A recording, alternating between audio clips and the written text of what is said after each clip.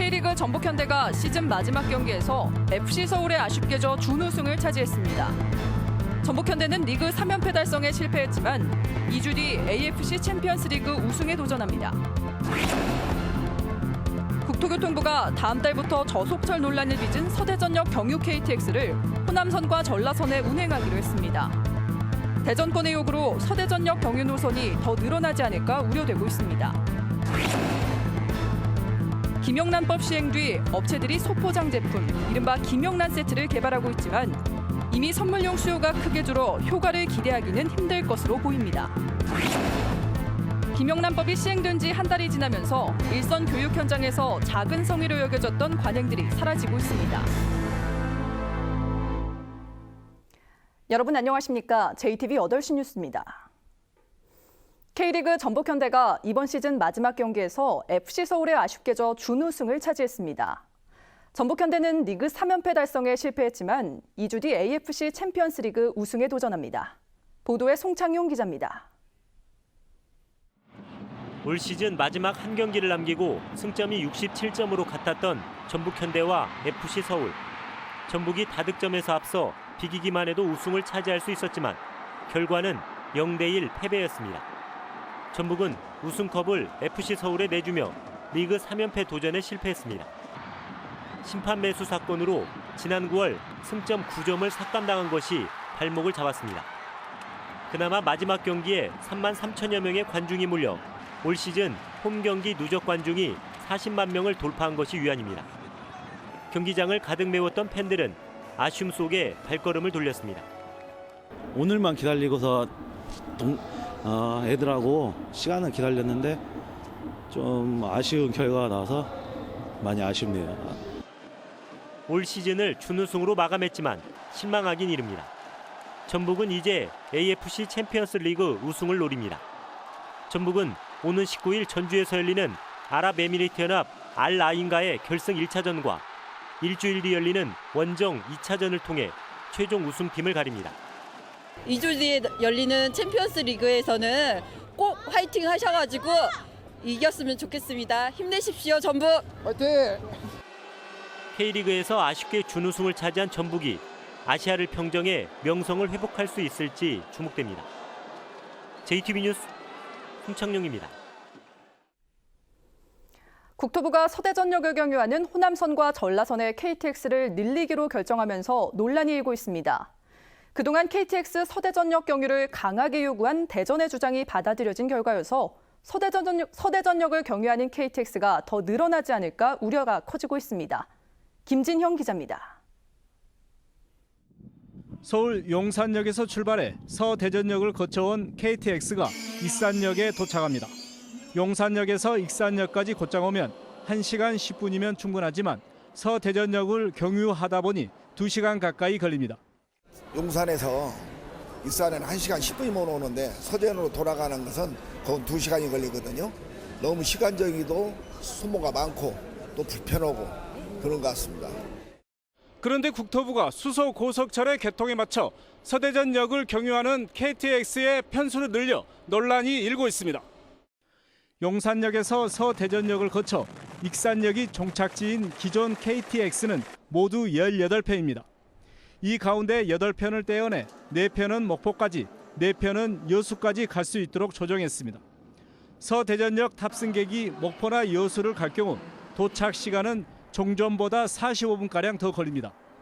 익산역의 환승 기능 약화도 우려됩니다.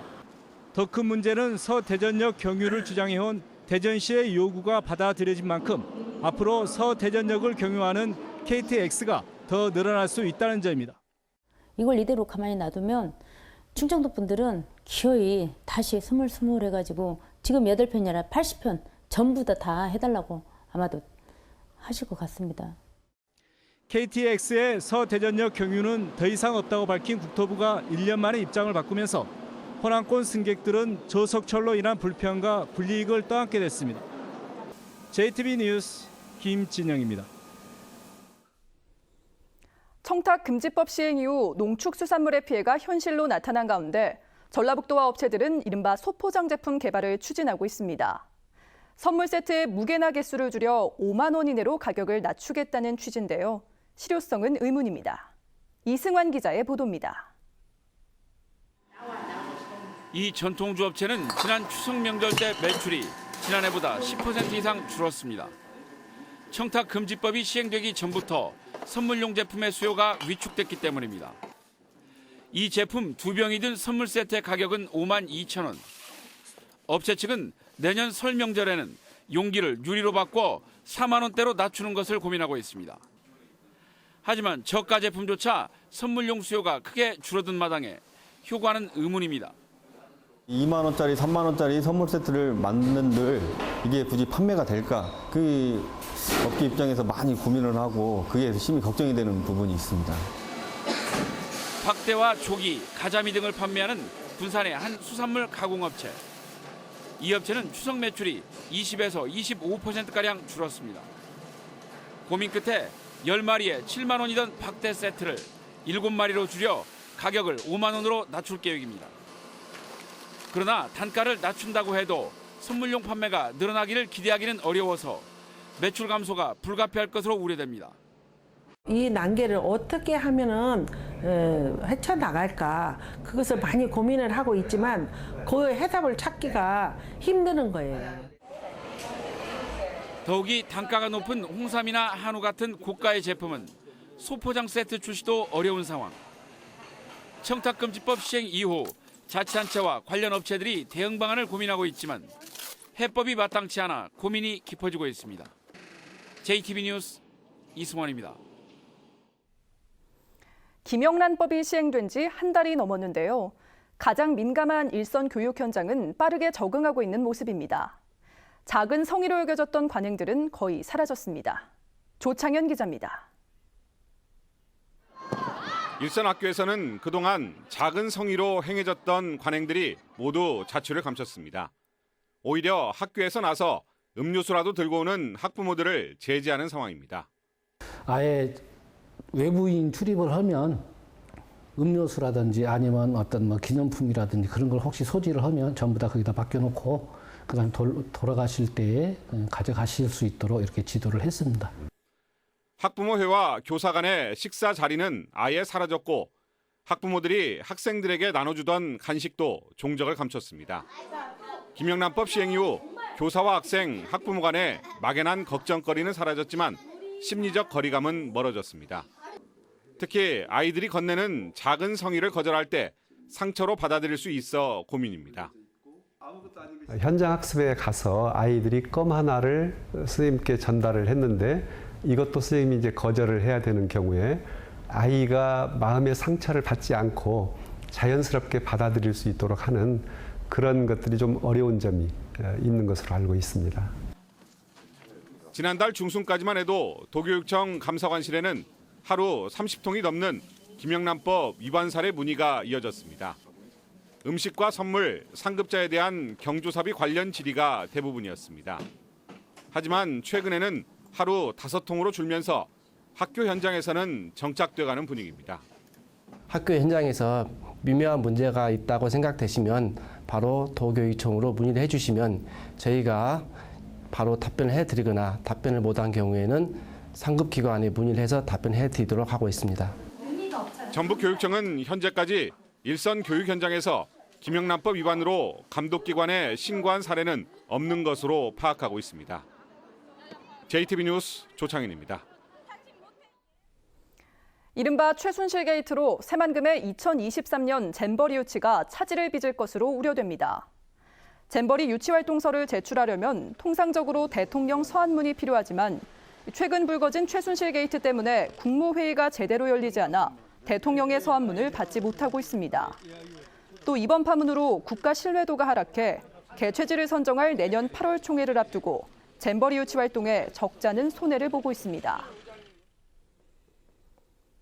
초강세를 이어가던 한우값이 청탁금지법 등의 영향으로 한 달 새 10.5%나 하락했습니다. 농협중앙회에 따르면 거새우 가격은 1kg에 17,357원으로 한 달 전보다 12.6% 떨어졌으며 비거새우는 15,712원으로 3.4% 올라 평균 10.5% 하락한 것으로 조사됐습니다. 특히 송아지 값의 경우 6, 7개월령 암송아지나 숫송아지 모두 한 달 전보다 19% 안팎이나 하락해 청탁 금지법 등으로 인한 소비 위축에 따라 중장기 전망도 하락세를 점치는 농가가 많은 것으로 해석됩니다. 농업 현장의 정보통신기술, ICT를 접목하는 스마트팜이 확대됩니다. 전라북도는 귀농인 등 농민이 보다 쉽게 스마트팜을 할 수 있도록 비닐온실 100동을 선정해 온도와 습도 등을 컴퓨터로 자동 제어하는 간편형 스마트팜 시스템을 지원하기로 했습니다. 전북의 온실 규모는 5,458헥타르로 이 가운데 유리온실 100헥타르와 비닐온실 중 30%가량인 1,500헥타르가 스마트팜으로 분류되고 있습니다. 내년도 지방공무원 공채시험 일정이 확정됐습니다. 행정자치부는 내년도 지방공무원 9급 공채필기시험은 6월 17일에, 7급 공채필기시험은 9월 23일에 실시하기로 했습니다. 공채시험에 관한 응시원서 접수일과 선발 예정인원, 응시 자격 등 구체적인 사항은 내년 2월까지 전라북도 홈페이지에 공고됩니다. 올해부터는 수능 시험장에 아날로그 시계만 가져갈 수 있습니다. 교육부가 밝힌 수능 시험 부정행위 방지 대책을 보면 지난해까지 허용됐던 디지털 시계도 반입이 제한되고 스마트 기기와 전자계산기 등 각종 전자기기의 반입이 일체 금지됩니다. 시험 기간 중 휴대가 가능한 물품은 컴퓨터용 사인펜과 수정 테이프, 연필, 지우개만 가능하고 샤프펜은 개인이 가져올 수 없습니다. 절기상 입동인 내일 전북은 차차 흐려져 밤부터 비가 내리겠습니다. 이번 비는 모레 오전에 그치겠고 예상 강우량은 5에서 20mm입니다. 내일 아침에는 안개가 짙게 끼는 곳이 많겠습니다. 아침 최저 기온은 4도에서 10도로 오늘과 비슷하겠고 낮 최고 기온은 15도에서 19도로 오늘과 비슷하거나 조금 낮겠습니다.